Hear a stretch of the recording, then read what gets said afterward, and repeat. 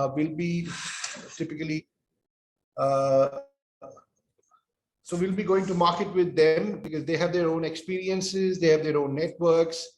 All of them have gone through a few sessions on Tyrion in terms of how we can pitch it. So we'll, as discussed, we'll keep it quick. We'll keep it in an interview kind of a format. So I would also request all partners to keep their questions ready for Andrew. But my first question to you, Andrew, is that now from a sales point of view, when we go to a client, Tyrion has a lot of advantages. Tyrion has got a lot of USPs. When you look at the larger outcomes that we can achieve from CSI1. So if I look at CSI1 for now, what according to you, because you designed the whole thing, is the one killer that you think we should not miss out when we are talking to a corporate customer? The one killer, did you say? So did you say the one killer? Gun killer, yeah. So I mean, right, okay. Look, I mean, you will enjoy doing this as much as me by starting to build your own, what do you call it, bank of killers and which ones might be prevalent in India as opposed to Singapore, Australia, or which ones might be prevalent in banking. So as you sell more and more, you can actually go in and say, we've been collecting these and we can see if you're normal or not. But look, I'd have to say the biggest killer in corporate is pressure. But look, they're all related. I mean, the funny thing is when we talk about control and fear, you've got to ask yourself, which is the big mafia boss? Does control breed fear, or does fear breed control? Does pressure lead to control? Does pressure lead to fear? Does apathy lead to fear? So they're very incestuously related if we're going to play on the metaphor. But I think the one that most comes up as the biggest one is pressure, because when you go into the profile of pressure in great detail, you'll realize that most people check their emails or some sort of device every couple of minutes. And we know from research that it takes 25 minutes to get into a creative state of flow, which means if you're checking your devices every 24 minutes and 59 seconds, you could go hours, days, weeks, possibly years and never be creative, because the neuroscience in your brain will never come to this front part of the brain. You're always in the fight, flight, or freeze mode. So they're all very, very interrelated, but pressure is the one that I think people can relate to quickly, and they go, well, we just don't have enough time in the day to be creative. So the question you have to ask the boss is, are you wanting people to be creative or not? Look, I'm not saying close your door and tell your boss you're not going to talk to him for the rest of the day. But there has to be a conscious choice. If we're going to be asked to be creative, we need to create the right environment. And there are times we need to be creative and there are times we need to be efficient. So we're not by all means suggesting be creative 24/7, but we know that creative thinking is what is searched for now in companies and in people, and it's the highest employment thing that people are looking for. So we have to give people the room to be creative. And if they're saying, well, I don't have time to be creative because pressure is the biggest killer, then we need to deal with that. And we need to try and come up with some rescue strategies of how are we going to deal with people's days when they're pressured. Thanks for that, Andrew. So I'll now probably request the partners. You have a question for Andrew. Andrew, I guess you already know George. He's done a few sessions with you. We also have Mr. Vinay Babbar, who's a coach himself. We have Sanjeev Pandeyji. He's also someone who comes from a very strong corporate background and he's been a partner with BYLD for some time. He's selling other products from Blanchard and Crucial Learning. We have Sunita ma'am. Sunita ma'am is also associated with us for some time now, and she also now is going to take over sales for Tyrion. Miss Sonia Banerjee, she also is a trainer and a communication expert, and she also has started to pitch Tyrion to some organizations. And we have Mr. Dharmendra Kapoor. He also comes from a corporate background, very strong corporate background, and he will also be a part of our network. So ladies, gentlemen, any questions that you might have? We'll start probably with the ladies first. For Andrew on Tyrion. Yeah, so Andrew, thank you for that, initial conversation around pressure. What I would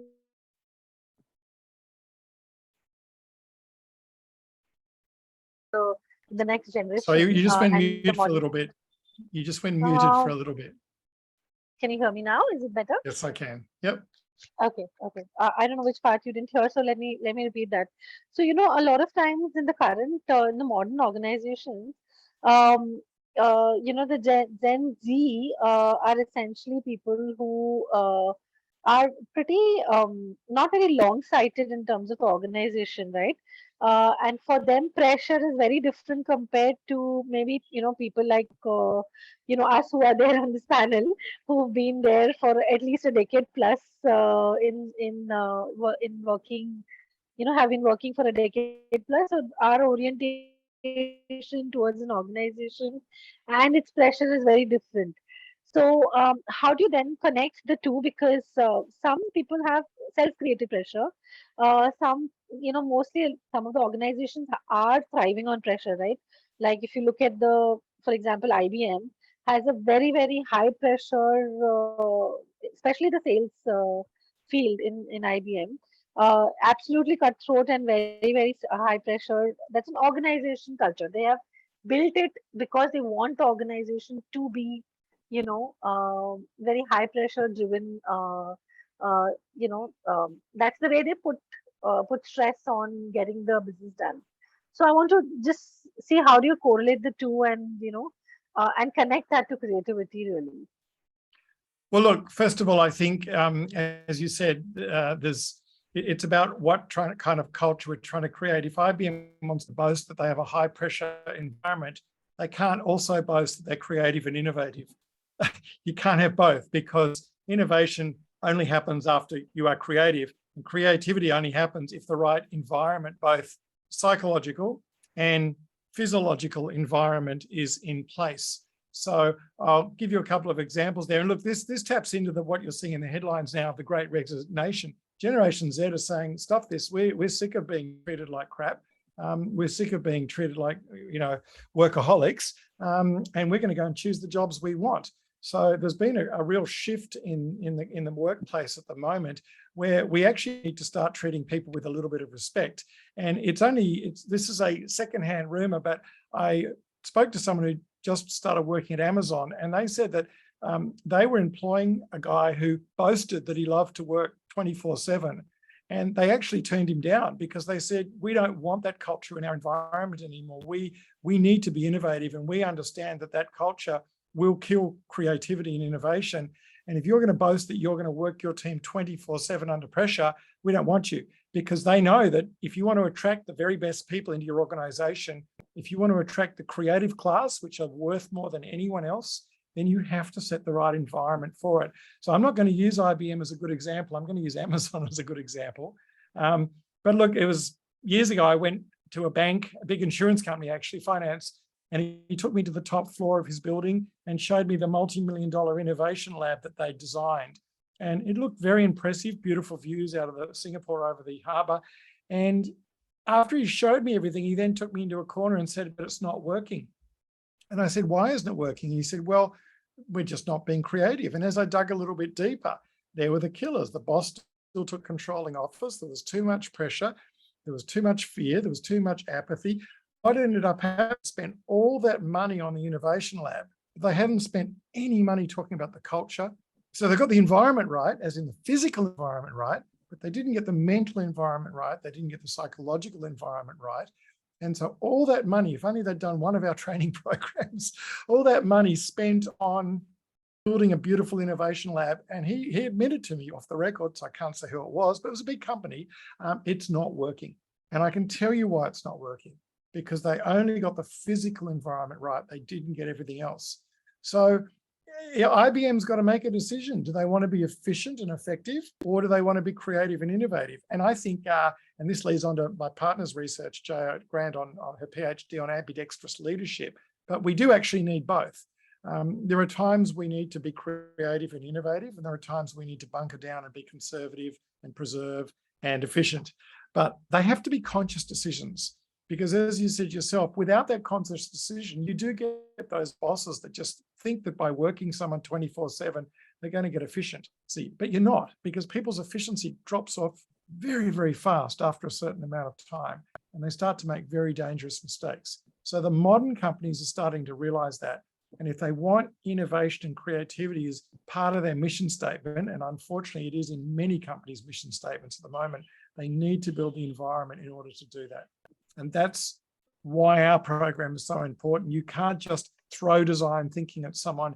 You can't just give them pizza and Coca-Cola and have a hackathon and tell them to stay up all Friday night, because apparently that's fun, and come up with a perfect product. And you can't even put them in a multi-million-dollar innovation lab and expect them to innovate. What has to happen first is we have to get the psychological environment working, and we have to get the physical environment working to be comfortable so people can be creative. So I maybe get you need that. to go and sell that to IBM. Yeah, I get that. But if you really look at, I'm talking from my experience with business leaders in India. Um, Sometimes when we talk about creativity and innovation, the the mindset is that it's going to take a long time, and I need this to happen right now, right? Because we True. are always working against time, Yep. and we don't have time, and it has to really show impact like yesterday, not even tomorrow, yesterday. So with that mindset, and that's where I would probably need your help in terms of how do you break that mindset when you're talking to a client? Because Okay. see, being in Yep. HR, I have a HR background. People changes don't happen overnight. It does take, a long drawn, consistent, effort over maybe a year or two to really see some impact in the larger organization scale. But when you speak about creativity and innovation, and you speak about how it'll have an impact on your organization culture, and then the business impact, it's like a 3-4 step process. Um, you know, Generally business leaders would say, "Oh, that's a long process. How do I make it happen yesterday?" Well, look, first of all, we're not denying there are emergency things that people need to do. I think we need to acknowledge that there are day-to-day things that have to be done in order to stay in the marketplace. But we all know it these days, it's innovate or die. I mean, you can see a list of graveyard companies that didn't innovate and they no longer exist anymore, and we could rattle them off in any country. So everyone knows deep down it's innovate or die. But we also agree, and this is the ambidexterity that we need, or the ambiguity of this problem. We need to innovate, we need to explore, but we also need to be preservative and as you said, deal with the day-to-day things. The question I face with companies is it's very rarely a conscious decision. It is just based on the charismaticness of the leader, often a male dominant leader that's putting pressure on people. And it's very, very short-sighted. For example, our brains were designed to have a fight, flight, or freeze mode. If we came into an emergency situation, a bomb, a bushfire, a gun going off, the screeching of a tire, what happens in our brain is everything moves to the back of our brain, which is called the primitive part of our brain, the reptilian part of the brain, and it goes into an immediate fight, flight, or freeze. Now, that is great. That is there to protect us. That is there to be careful of those immediate dangers, and I am not denying those. But they were designed for quick, immediate responses. If you're going to place someone in an office 24/7 and put them under fight, flight, or freeze, you will not expect them to do anything other than fight, flight, or freeze. And again, there are plenty of times in a company where they need to fight, flight, or freeze, but it has to be a conscious decision. And unfortunately, if the culture's not there and you've got some old-fashioned bosses that think they can, milk people for as much as they like, they will get efficiency for a while, then they'll get burnout, then they'll lose their best employees, and they won't survive because they won't be innovative. So we have to get them away from that fight, flight, or freeze status, acknowledging that it's important. We're not saying pretend it doesn't exist, but it has to be a conscious choice. So there are times during the day where we go into that fight, flight, or freeze, the back of our brain, and have an emergency meeting or solve a difficult problem.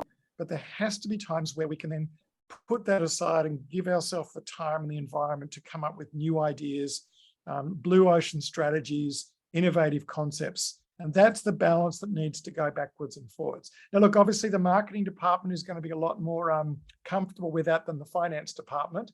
And that's why we play the game, because what happens when you have this great creative idea and you go to the finance department or you go to the boss and they say, no, that's a stupid idea. Now, a great example of that is a phone company that I cannot name, but they were bigger than Apple in its day. So that narrows it down to about one, but I'll leave that up to you to decide. And I knew the COO who worked for another company, who left, by the way, and he remembers being in a meeting with a couple of interns that came to the boss years ago and said, they've got two great ideas. One, let's put apps on a phone, and two, let's put a browser on the phone. This is, before Apple did it. And it wasn't just the boss said no, he was actually quite abusive. He was quite rude. He was quite arrogant. He was quite obnoxious. And the way first of all, the guys were right, because Apple went and did it and made millions, and this company's gone bankrupt in the meantime. But it's more that maybe it was the wrong time. Maybe it was too early. It was too creative too early. But it was the way the boss said no, not the fact that he said no, that shut down the creativity. Do you think those two people would ever come back with another idea? No. Do you think those two people would want to keep working for that company? No. They probably left and went to Apple, and maybe they're the ones that whispered in Steve Jobs' ear. So it really is, it's actually, you can see more about, this is much bigger than just being about creative. It's attracting the best, it's attracting and keeping the best employees and finding that balance. But again, it's got to be a conscious decision on when are we going to be creative and when are we going to go into that fight, flight or freeze mode. Thanks, that's helpful. Thank you. Well, we move on. Anyone who has a question, please jump in. Sonia, ma'am, your question for Andrew? Not really a question as such. I'm listening. So I heard Sunita out and I heard all Andrew's responses. Well, I think it is a cultural thing. It is a mindset shift. And I guess that's the challenge I'm actually looking forward to. I think I'm too early really to pop up with too many questions. I like the product a lot. I'm getting to understand it more. And I guess once I actually work around it, I think I would probably be able to put some more questions forward. But yes, it is a cultural thing with a lot of organizations. Working under pressure is the done thing. I guess that's how they thrive. But I guess to make a dent there and to bring about a shift in the mindset is probably the challenge here. Yes, it is about a mindset. And look, the classic mistake will happen when you go and sell is people will say they want to, the buzzword at the moment is design thinking, which is a set of tools, and they're great. And we will be coming to show you those eventually. And the design thinking tools were the backbone of our workshops and seminars for many years. But tools are no good if they can't be used by the right people. And so we used to teach the design thinking tools, but then people would come to all our workshops with excuses as to why it wasn't for them. And so I thought it was really important that we have to get the mindset right first. And then there's a million books on creative thinking, and there's a million courses on design thinking. Of course, we think ours is great, but the real uniqueness is starting with the things that are blocking our creativity, almost like a diagnostic. You try and understand where are the struggles, because every company is going to be different. And the reason we've gamified it, and it's not a competitive game, by the way, so be careful with the testosterone in the room, but the reason why we've gamified it is because when people are hiding behind characters, they're much more likely to let their guards down and just say what they really think. No one's going to go into the boss's office and say, you killed my creativity. But if you've got a card and you just gently slip it into the middle of the table and say, oh, that's how I'm feeling, and someone else says, gosh, that's how I'm feeling, the facilitator can very quickly get a feel of the culture in the room and what are the things they need to address. So, for example, it might just be pressure, or it might be the boss's controlling style. The whole idea of that is to bring to the top, using the Pareto principle, which are the most important things that are blocking our creativity, and then what are we going to do about it? So it's not just enough about having the diagnostic and saying, well, our company is full of fear and pressure. Once we've established that they are the 80-20 rule, they are the two biggest things that we really need to cover. Then we're going to ask the people on the table, well, what are the rescue strategies? What can we do? And it's great to watch, and people often physically write all over the board, or they put sticky notes on it. This is what I'm going to do. Some people say, when I go to the canteen, I'm going to deliberately hang out with positive people. I'm not going to go and sit with a group that gossips and bitches and moans all the time. Well, there's a really practical action step. What to do. Some people say that I will give myself a proper lunch. I will go outside today because I know I need that mental break. And these are action strategies, whether you're the CEO or you're a very, very junior person, that you can do. One company I worked with, they loved the idea of the Google canteen, but didn't quite have the budget of Google. Matter of fact, they had no budget at all, and therefore everyone was leaving, going out for coffee and buying the $1 coffee down the road at 7-Eleven. And I said to the HR, can you at least afford $300? And she said, yeah. I said, well, put a cheap coffee machine in the hallway, because they didn't even have a canteen. And all of a sudden, instead of people going out and all disappearing, they all ended up having coffee in the hallway. And as we know, it's the interbanging of groups that are all coming together from different departments, the diversity that comes up with creative ideas. So there was a positive action strategy that HR implemented as a result of this program. Okay, yeah. No, that I'm very sure of that.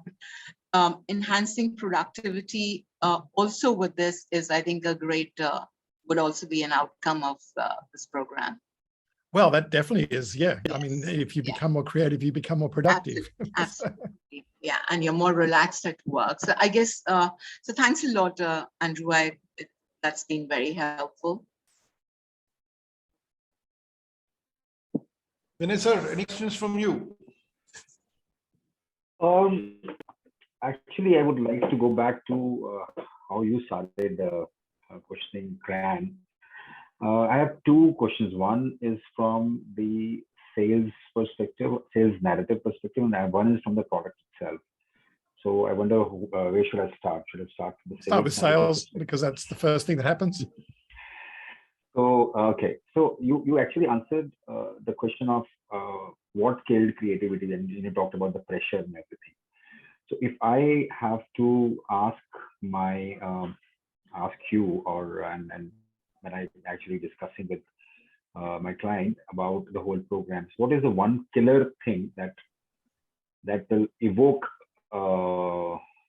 something in them, so that they can start having a conversation, so that they can push themselves from the hibernation to start talking about creativity, as what the other participant, Sunita also has mentioned, that the people are so engrossed with their day-to-day pressure, they hardly would like to take out time to talk about creativity.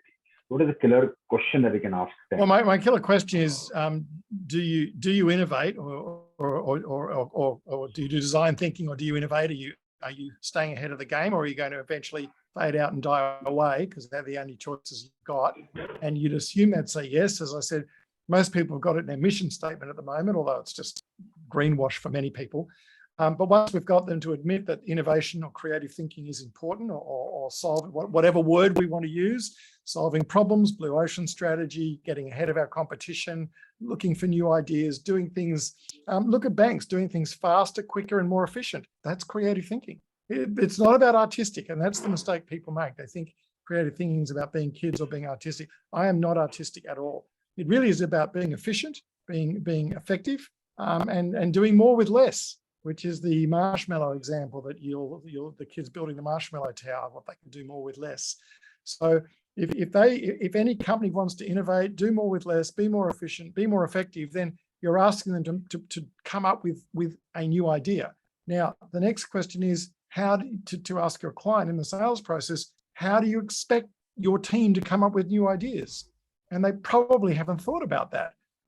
What environment are you creating for them to come up with new ideas? What have you done for them to encourage them, to help them come up with creative ideas? What do your leaders do to allow creativity? Or do your leaders block the creativity? So you're starting with the positive, and then when they realize they're not really doing anything, doing nothing is actually doing something, because nothing is something. It's a strategy. And unfortunately, if they're doing nothing, then it's left to just what's called drive without a steering wheel. It just goes wherever it wants to. And that is extremely dangerous. So back to the company that built the innovation lab, they did something, but then they did nothing for their team. And then they just expected miracles. So I would start by asking people about innovation, doing more with less. What are they doing to stay ahead? And ask them what they're doing. And you can guarantee they're doing nothing. Some companies, as I said, do this hackathon where they give people Coca-Cola and pizzas and expect them to stay up on a Friday night and come up with some great ideas. And they might download a couple of design thinking tools from the web or do some brainstorming. But these have all got to be done in the right sequence, and they've got to be done with the right mindset and culture. So that's where I'd start. Okay, I think that really has answered my question on the product category as well, and how can we really start to begin the conversation. Now, my point is that is this program suited for the top leadership group only, or you mentioned about creating a culture of innovation? Many times when I interact with my customers, what they're doing is that they at the top level, at the strategic level, they are actually have started talking about creativity and innovation. But when you talk about the whole culture, so they're not really attuned with designing the culture of the organization. They would like to put it as a kind of strategy for them, rather than designing a culture for the organization as such. So that is something that I'm really still battling with a lot of my clients, where they would want, okay, it is a good strategy to brainstorm, and then good strategy to have a discussion around innovation so that we can innovate. But when it comes to the sales people, when it comes to the frontline officers, they need to work, they need to do what we instruct them to do. That's how it's happening in my conversation currently. So how to really handle that? And that is a typical line of command. I'm not against that. We're not saying, as I said, that everyone close their doors and be creative for 8 hours a day, because they'll never get anything done. But it has to be a conscious decision based on when do we need, if we're having a meeting, when do we need to be creative, when do we not? Look, I always like to start at the top. I think if you can get the top guys become evangelistic on the concept, then it will easily filter down.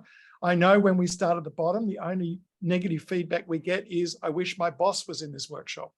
So, and I must say, when you start at the bottom or midway, you do need to remind them that what can they do to be creative, given their, Stephen Covey's circle of influence, what you can do and what you can't do. So you do need to remind them, as you're facilitating it in a more mid-level group, well, what can you do? You don't have the power to redo Google's Canteen, even though we know that the narrow-mindedness and groupthink happens when we're not all coming together. So if you don't have the budget, if the CEO might have the budget to make a Google Canteen, so then you talk to him or her about bringing that mindset of narrow-mindedness and groupthink and killing it or stopping it. But for the junior person, you might say, well, you can't make a new canteen, but what will you do? And they might say, well, when I go to the canteen, no matter how bad it is, I'll go and sit with someone different today. I'm from finance, I'm going to go and sit with sales and marketing. I'm from culture A, I will go and sit with culture B.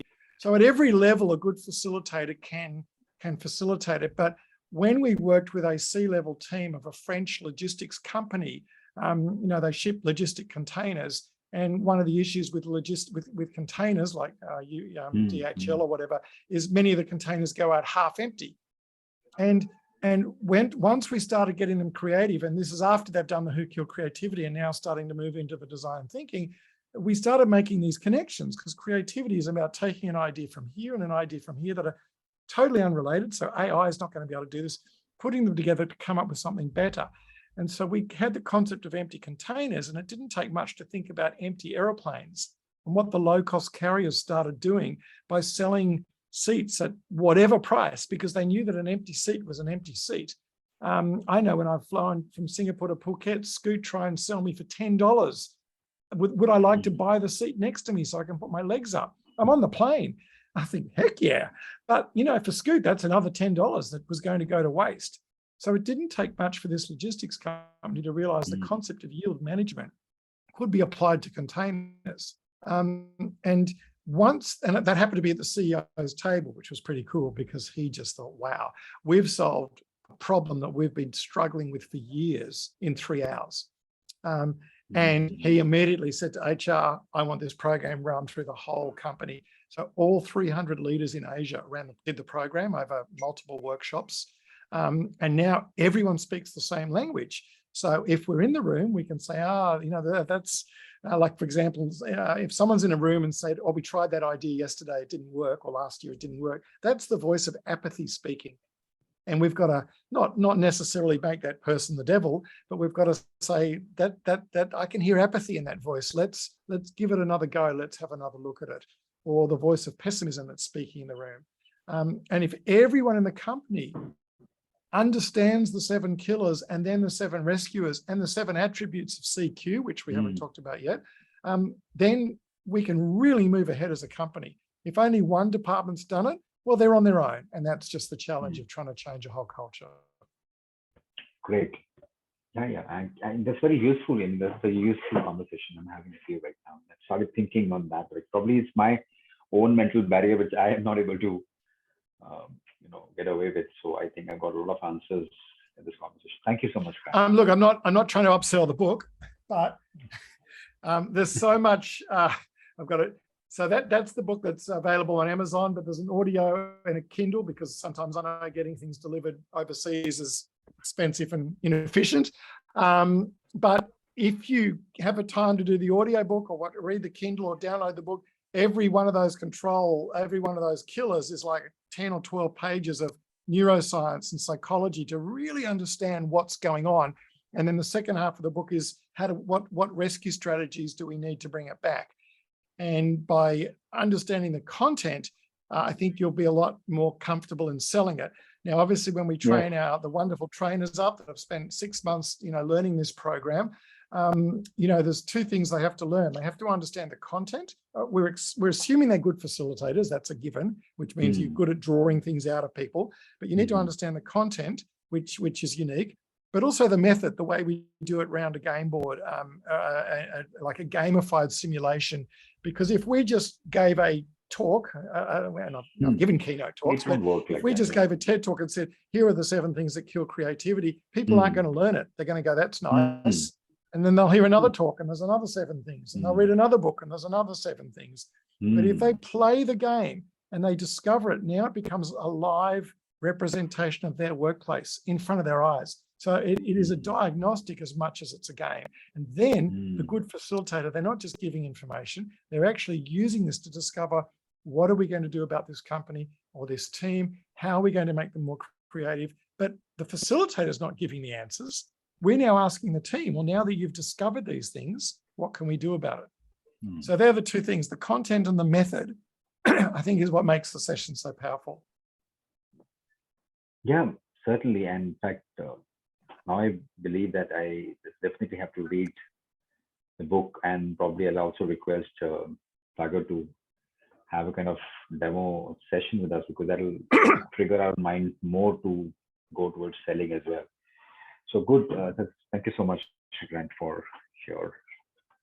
Yeah, we'll do that session. I think that is something which probably will give you more information in detail. And then if required, I think we'll also plan a session with one of the facilitators for all the partners. So thanks so much, Andrew, again for answering that one. George, sir, you have a question for Andrew? No questions at all, because I've seen the program. Already know a lot about the product, but I guess I'm sure George is bursting with things he'd want to say, but because he's so knowledgeable. So I just wanted to add something to what Andrew said. Was it's all about the culture of the company. Suppose if we have sold it to the CEO of the company, this program, automatically it will roll. So are we looking at today, or are we looking at day after tomorrow? Very simple one.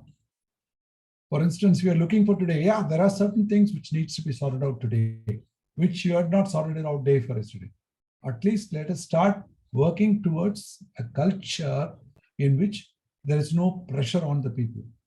And another thing, Andrew, I have noticed is that uh, uh, an employee or whatever level he is in, he is likely to stick to the company provide when he's got his freedom to work.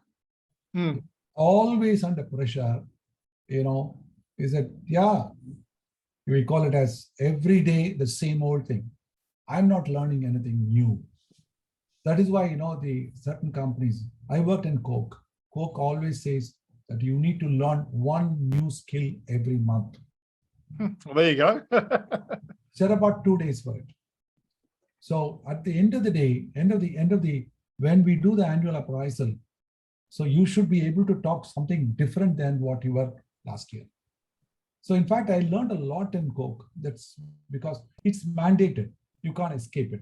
The question they ask you is, how many days of training you have gone through? And what have you achieved from that? So an employee is likely to stick on to Coke, and where there is an opportunity for you to try out your ideas, try out new things there. And also you're not under pressure. Of course, you're under pressure for your sales and all those things. It's a part and parcel. So there is another thing, that how different I am from my competition. Only innovation can bring you that. I am ahead. Why do you say Apple is ahead? Why Apple is different? It's because of I think they're talking about only focused. At the same time, they're also talking about what I doing. How can I be different? One person was asking me, in fact, I asked my son-in-law this question. How is that you don't get viruses in Macs when all the other systems go through? So the very simple answer is they're taking the level up even before the fellows catch up with him and put a virus into the system. They've already gone up to the next level. So they're always innovating. They're always going differently. That's why they're one of the topmost companies in the world. And look, the beautiful thing about working with local partners in India is the culture better than me. I have lived in India, and it's a culture that's quite new to me, but I know it well enough to know I don't know it well enough, if that makes sense. And I think this is the value of having local partners. The questions that many of you asked are maybe saying, well, Andrew, that's all very well for you in Australia, but in India, we have pressure, or we have this, or we have that. And that's really why we've got George and the rest of the team there that can say, well, George's example for Coke in India is going to be better than my example for Coke in Australia.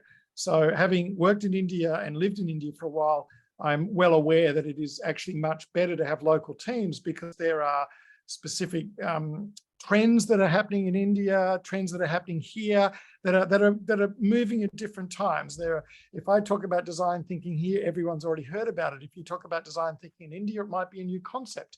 If I talk about gamification, experiential learning here, it's been overused. But in India, people might still be doing training, rote learning, and therefore that's the job of the local partners and the sales team to make sure that you pitch it right. If you pitch this wonderful thing called experiential learning to a company that only knows what training is, you're going to lose them. If you pitch creativity and they think it's all about being artistic, you're going to lose them. So you have to speak in their language. And I think efficiency, doing more with less, as George said, innovating, coming up with new ideas and staying ahead of the competition are the things you need to talk to them about. The way we do it is through the game, is through the programs, is through the workshop. But this is the beauty of having local partners in India. They are the ones that will know what struggles you're going on with. And as other things, Sonia, you mentioned about being in HR, you mentioned about high pressure companies. You're the best person to talk about that because you know it, you've been there, you've lived it. And therefore you can pitch in at the right, the right intensity. Because if you go in the wrong direction, some people like us because of our gamification. Other people like us because of our content. I mean, the book's got a PhD behind it. It was written with a neuroscientist and a psychologist. So if you want the academic validation, it's there. But it's also a fun thing. So you don't want to sell it as a fun game if the company's interested in academic stuff. But then you don't want to sell it as academic if a company's interested in something more lighthearted. And that's the job of the local partners, to try and work out what is it Are you selling creativity with a game, or are you selling the game that happens to be creativity? If it's a team building, then you go in and sell them the game board and say, by the way, we can develop your creativity. I had a conference come to us once, and they said, we want to do something with you in the afternoon because we love your methods. What can you offer? I said, well, what outcomes do you have? And they said, well, we've done presentation skills, we've done negotiation skills, we've done blah, blah. Let's do creativity. It wasn't a strategic decision, but they just wanted to do it. Other companies say, we have to be creative, we have to be innovative. What can you offer us? So the angle and the pitch you take is really important. Yes, I guess that's very, that's a great Andrew, one. yeah, thank you so much, everyone. Andrew, I have one question. Many organizations, they are practicing Kaizen, so how is it different from Kaizen? What they're saying that we are already into creativity and innovation through the Kaizen method, and how your Tyrion is, different from that. So what is your take on this? And Can I get you to define Kaizen for me, first of all, because these words are always big and everyone has different concepts. Can I get you to define your Kaizen? Yeah, Kaizen, any new ideas, innovation, on any particular subject on which they are working. Yeah, it's the Japanese word for improvement. It's a Japanese word. Yes, yes. Which is great. But I don't know when you're saying companies have already done it. They've talked about it.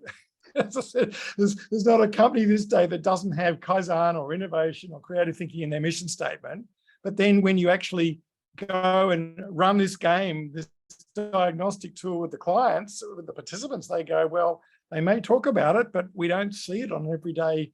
It's like a company that says we're environmentally conscious, but they don't do anything about it. It's just, who these days would not say they're innovative? What hotel would say we don't have a comfortable bed? What company would say we're unethical? These are just dumb questions that not your questions dumb, but these are dumb things that people say that just are meaningless. They're just political whitewash. And so you're absolutely right.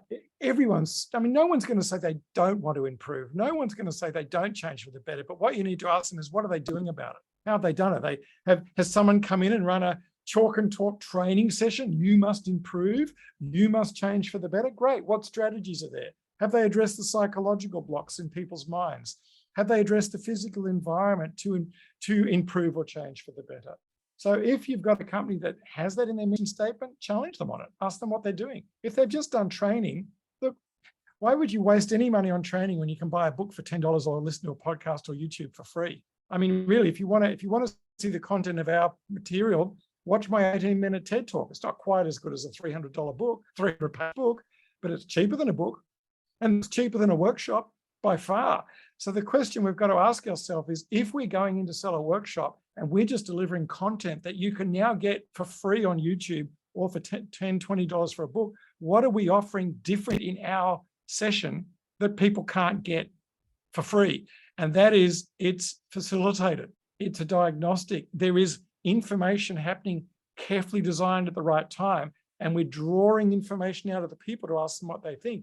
They're going to talk about improvement and change for the better. What are they doing? What's blocking them? Have we addressed the mental blocks in their mind? Have we addressed the fact that they were creative as children, but right when they need to be, Gen Z, 24, the neurology, the neuro cells shut that creativity at 24. You don't get it back again till you're 60, which is good news for some of us. So what are we doing for those people? So if someone's asking about Kaizen, that's great, but then challenge what they've done. Have they actually? So what sort of training do you see? I jumped ahead of myself there, but what sort of training do you see they do? What sort of training you said? If they do, you said a lot of companies have done Kaizen training. What does that look like in India? Is it a lecture? Is it a book? Is it a training workshop where this expert is imparting a skill? It's a group of people sitting together, coming with the different ideas and then implementing it, for the betterment of any process, overall effectiveness of the, productivity of the team, and of course that leads to the organization's productivity. So this is Absolutely. how, I mean, yeah, it's an individual or groups effort, I can say. I mean, they come with the different ideas. Which is great, but what we've discovered when we wrote the book with the neuroscientists is if the wrong environment is there, pressure, control, fear, apathy, it can't happen. It can't physically happen from a neuroscience perspective because they're accessing the wrong part of their brain. So back to that Friday night hackathon or Friday night Kazan method. Let's do some brainstorming. Let's do Kazan. Let's improve. It sounds very noble for the boss to do that, but if he's been a control freak and micromanaged for the last week, and then he thinks he can say on a Friday night, let's improve and change things for the better. Do you think anyone's going to put their hand up and have an idea if he shut them down and told them it's stupid? I remember one other company we worked with, the boss paid for us to run the creative session for 2 days. And I was kind of amazed that he came and introduced it. And then he said, I'll be back at the end of the 2 days. Enjoy your training. And he condescendingly sort of patted us on the head and then left. And we were all like, hang on, this is your team. This is your executive team. You're telling us you're going to come back at the end of 2 days. So anyway, we went through the whole, day 1, hook your creativity, day 2, the rescue strategies, came up with hundreds of ideas. You looked around the room and there were flip charts everywhere and millions of improvement and change for the better ideas. And the boss came back at about 4 o'clock on the last day and sat in the middle of the room, and he sat there with his arms folded. You could see he was not looking very happy because he was looking around the room and he was totally freaking out because there were hundreds of ideas, but we know with creativity, 99 of those 100 ideas are terrible. That's what creative is about. It's trying to find the one good idea out of the 100, but that one good idea goes on to make millions of dollars. But he missed all that because he wasn't in the workshop. So the first team got up to present and they were all enthusiastic and they were all excited and they got up and they told him all the things they did. And he just sat there with his arms folded and no expression. He was looking very worried about all these stupid ideas and what they were going to cost him. By the time the last team got up to present, instead of racing up and all enthusiastic, they were all pushing each other saying, you do it, no, you do it, no, I don't want to do it, because they were too scared to present to him. So this was the guy that paid us to do the improvement and change for the better. But he couldn't create the environment and he didn't think he needed to come because he saw it as a training session rather than a diagnostic facilitation. So I would still challenge people if they're doing that because the improvement and change for the better will only happen after the culture and the mindset has been set up.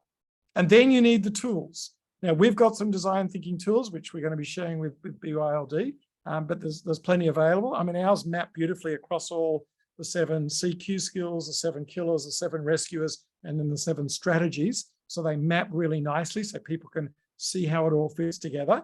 But you only have to type in design thinking on the internet and you get 1,000 other models. But that's the end result. What we need to do is back up a little bit and start with getting the mindset and the culture working. As I said before, tools are only as good as the people using them. Yeah, thanks, Andrew. Thank you. All right, who else have we got?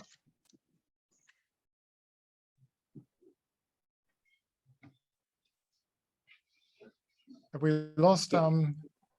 Andrew, can I just ask you one more question? And it's something that's actually I'm grappling with personally. For me, design thinking and creativity are chicken and egg situation, right? So actually, before we take a question,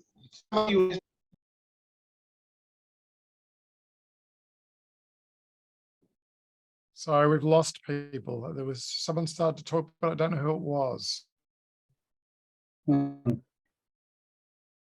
Who was? Did someone override? Okay, so Andrew, the question is that design thinking and creativity, it's like a chicken egg. Andrew, can you hear me? Yes, I can. Go on.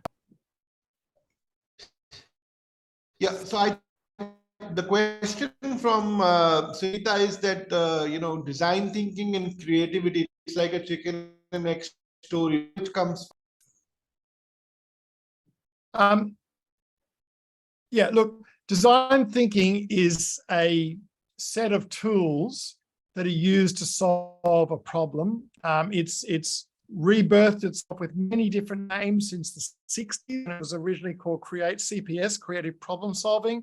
It's now evolved into a word called design thinking, and Stanford and IDEO have tried to hijack the word and claim it to themselves, but that's not true.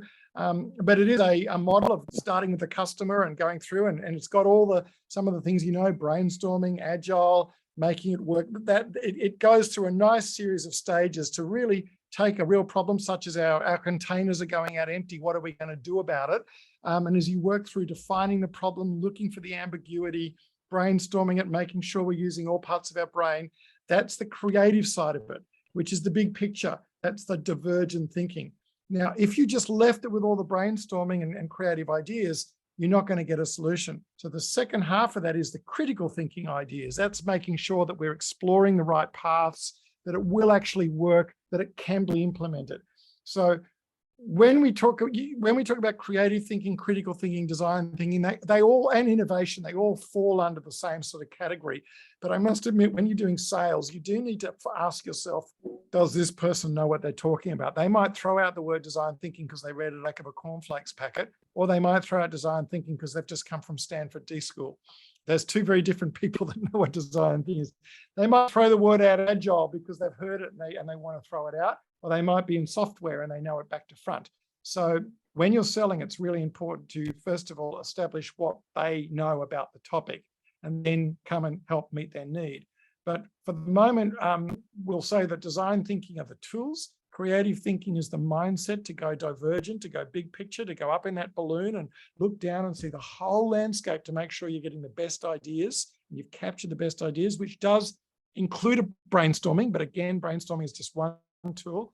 And then once you've found all those best ideas, then we shift brains and we move down into the critical thinking. So there are our 7 rescue strategies. And then you can bring in design thinking tools to help you go through that process. But the session we're talking about today, CSI1, and there's a 1, 2, 3, 4, 5, by the way. CSI1 is the creative thinking fundamentals. It's looking at the CQ skills we need to do all that and the things that block our creativity to make sure that we have the best chance of being creative. Once we've covered the CQ skills, the creative quotient skills, looking at what we need to be creative, once we've addressed the things that block our creativity, then the rest of it's quite easy. Then it's just giving people a set of tools to go ahead and solve problems. But if you give people the tools without this pre-work, then I won't say they're useless, but they're nowhere near as effective. So if I had 2 days, I'd rather spend 1 day on getting the culture right, the mindset right, the CQ and the blockers, then I'd spend the second day on the design thinking or the creative thinking or the critical thinking. And that leads to innovation, by the way. That's the other big buzzword. Innovation is the end result of actually making it happen.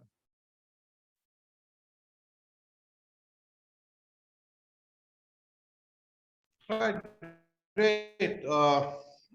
I think we've got one question for you, Andrew, on the chat box. Can you share some examples? Chat boxes are kind of good because one, I'm struggling to hear some of you if you've got bad internet. But Dharmender's asked, can you share some examples or case studies to demonstrate the benefits which organizations can use for evaluating our offers? Now, I might need that clarified a little bit for evaluating. Demonstrate the benefits which organizations can use for evaluating our offerings. Can I get that? I'm getting a bit mixed up with the tenses there. I think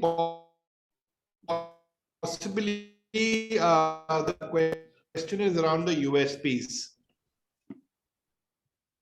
The what, sorry? Can I comment on this, please? Ah, there you are. Okay. I decided to write that down because of the audio quality wasn't too great. Yours is quite good, actually, but anyway. That's possibly because I'm screaming.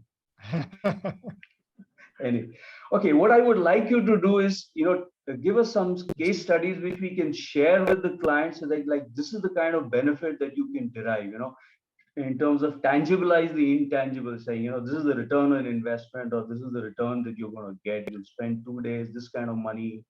So, it will, like we say in service marketing, this will tangibilize the intangible. Okay.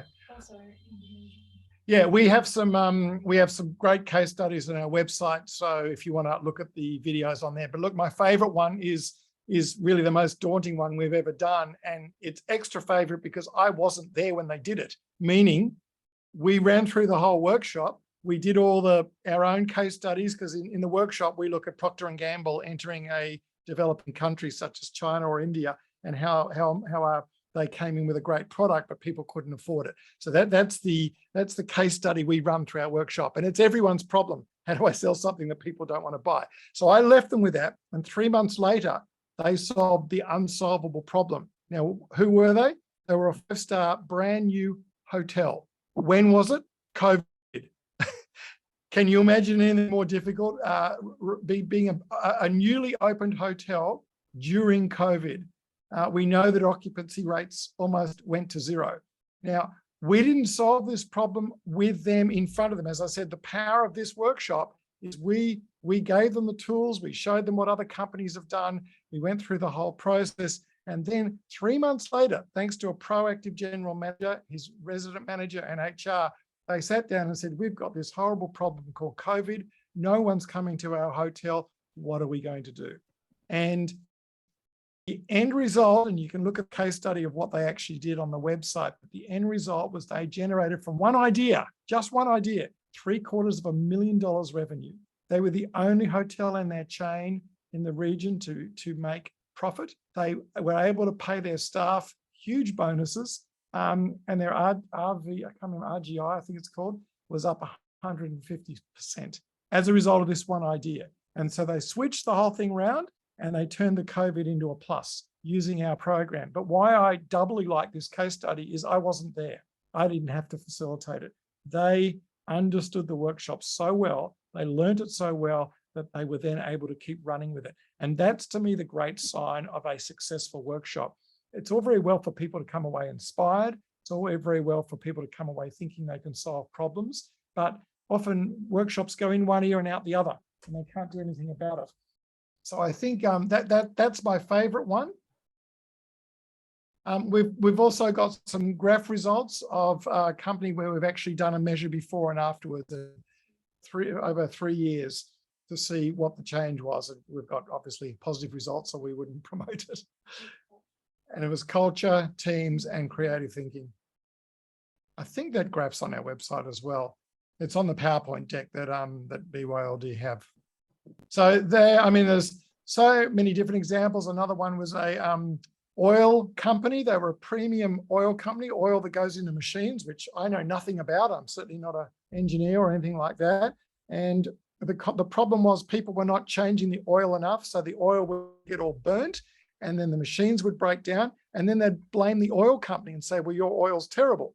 And they're going, well, this is really bad. So again, we went through the whole process and connected these two ideas together.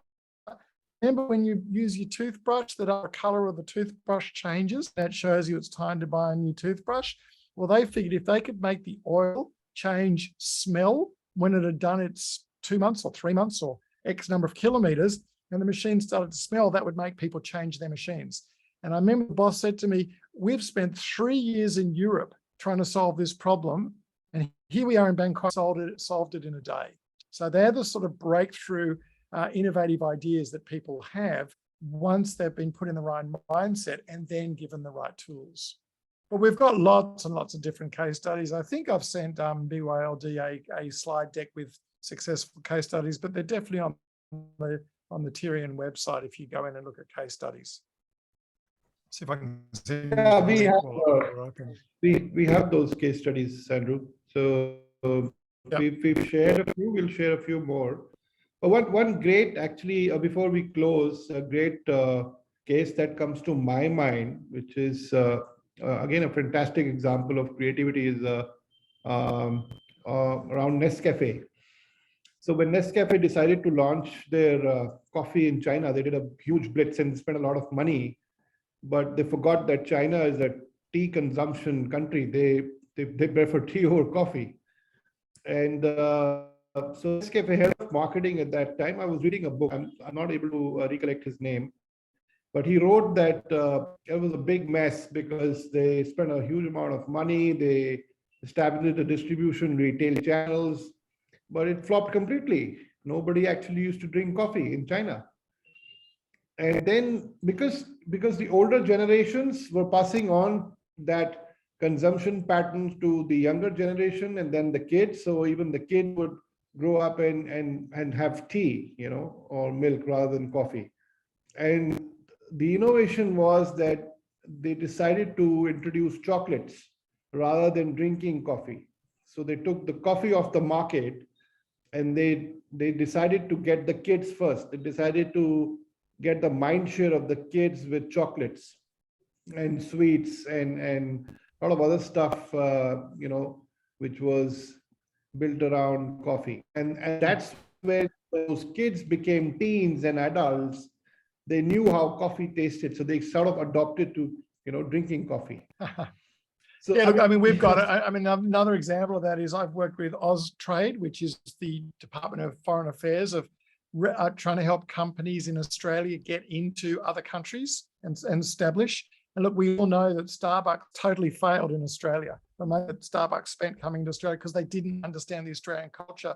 And I remember someone telling me from Austrade, so many of these companies try to come into Asia thinking that they can just do what worked in Australia in Asia, or Starbucks thinking they can do what worked in America to Australia, and not go through this of what do we need to do, how are we going to do it, how do we put the customer at the center, what does the customer want, because that's a fatal mistake that we make. What can the customer afford? I mean, there are so many questions that we need to do. They want our product? I've worked with Colgate in China. The Chinese people don't want international brands. There's a big one to have a problem with. But I remember the guy from Austrade saying to me, I think he said 90% of companies come across and fail because they don't stop and think about what they need to do. And they don't go through any sort of process of how are we going to enter the market? How are we going to enter a new market? That's why so many startups fail, because they're just a great idea. They're often a great idea by a charismatic entrepreneurial person. That's like flipping a coin and heads or tails, make a choice. I wouldn't be playing with that sort of money. So that's why we need to go through this sort of process and ask, how are we going to launch a product? How are we going to launch a product in a new country? What does the customer want? What can they afford? And as you said, whether it's China with coffee or China with toothpaste or a company, an Australian company going into an Asian investment and then wondering why it's not working. You need to do this because otherwise it's going to be a very expensive activity. And we need to give it the best chance of succeeding. And what works in Australia won't necessarily work in India. And vice versa. So good ideas are not just enough. And that's where the critical thinking side comes in. Once you've got all your good ideas, once you've done the blue sky thinking, the creative thinking, the big picture, and having hundreds of ideas, because now you can choose the best one. You're not just choosing the one the boss wants. You've really exhausted everything. Then you move into the critical thinking. What's going to work? I mean, look, even Apple have stuffed up when they launched their iPhone 10, which was on facial recognition. At their product launch, the facial recognition didn't work. So, I mean, how embarrassing. So it's not just the small companies that make mistakes, that don't test things and check them and make sure that they work and really understand it. So that's why we need the creative thinking followed by the critical thinking. Now, this is moving into our CSI2 program, which is the rescue strategies. Today, we have been predominantly talking about who killed creativity and how to get it back. And also with BYLD, we've been talking about harnessing creative CQ, our creative quotient for a competitive business advantage. These are the two programs that BYLD have got at the moment, but we know we all want to get to that end result. And I've been saying that's what people want. They want that design thinking workshop. But if you want it to be effective, spend 50% of the time doing the culture and getting the culture right. Then you can bring in the rescue strategies. Great. And I think coming back to that point around Kaizen and the other models which are available around creativity. In fact, Sanjeev and I were talking to a client yesterday, and we were pitching Tyrion to them, and they had this question that there are other models also which are available. I think the answer, the answer that I would like to give is that how Tyrion is different is because of the simple reason that it completes the circle in terms of identifying the killers, rescue strategies, and the applications. So a lot of programs will give you inputs without outcomes. a lot of programs will advise you what to do, but then what's the solution? How can you rescue creativity and how can you apply it to business and map it to the KPIs? I don't think I have seen that in any other program. I might be incorrect. I have done some research, but the advantage which you will have when you implement a program like Tyrion is the fact that all your corners are covered. So we're not just telling you what's wrong, we are telling you what's wrong, and we're also telling you how you can correct it and how you can impact business using those strategies, which I don't know whether Kaizen does or no. I'm sorry, I have not read too much about Kaizen. I mean, I did read about Kaizen when I was in college in operations management, so I have some brief idea about it. But I think that is what I feel. If you want to compare with any other program, there are a lot of good programs out there. Yes, but then what's the solution and how do you implement it is something which is very, very critical. So thank you, Andrew. Thank you so much for doing this. We really appreciate this. I know that your bandwidth is very, very limited, but you've given us good enough time. I'm extremely grateful for this. We might ask you to do this again, but not very quickly after some time. I hope when we have few orders, we have some few sales, and I think most of the partners are on track in terms of doing that. We've started meeting customers, talking to customers, and I think very soon we'll have some news, and probably then we can celebrate together and do another call with you for about half an hour. But that should not be before, I guess, probably September or October. I mean, if you've got a question tomorrow, fire it off, because you've been then until you get in there and start doing it, you might not know the questions that your clients might ask you. But I do encourage you, if you're in sales, to actually participate as much in the program as possible, because it's only when you see the program multiple times do you realize, because it's not a training program where you're just reading off a script. There's a training program you only need to see once. But if you watch different clients in banking, in finance, in F&B or whatever, and then you watch the C-level group and the junior group, you end up getting such a rich tapestry of how this program will work. And the question that was asked, did we do it at a C-level group or a junior group? The answer is both. But when you see both, you can start to see the difference. And if you're in sales, get along and actually participate and watch and see it happening, because then you'll see the depth that this program will be able to reach. And look, we love doing this because we spend so much design. We want to get it out there, and we realize that we're quite limited in just us running it. So this is why we're going with the partnership model. We don't want to run a big company. We want to work with local partners. So the more that you guys are out there doing it, the more we get excited, because we've done all the hard work. Now it's a matter of getting it out there. So you can send me a text tomorrow if you've got a question that wasn't answered. Sure thing, Andrew. Thank you so much. Thanks a lot, and we'll connect again. Brilliant. And hopefully we'll have some more questions by then, because we might have a few customers signing up. And once the customers sign up, then of course the number of questions then will increase. So we hope that happens pretty soon. Thank you so much, ladies and gentlemen, for joining in, and we'll reconnect again. We'll probably do this again in the coming. Thank you so much. Thank you, sure. and thank you, Angad. Thank you all of you. Thank you. Thank you. Thank you all. Thank you so much. Good day. Bye. Thank See you. Bye. Take care. All right, everyone. Bye. Thanks very much. Thank you. Bye-bye. Great session.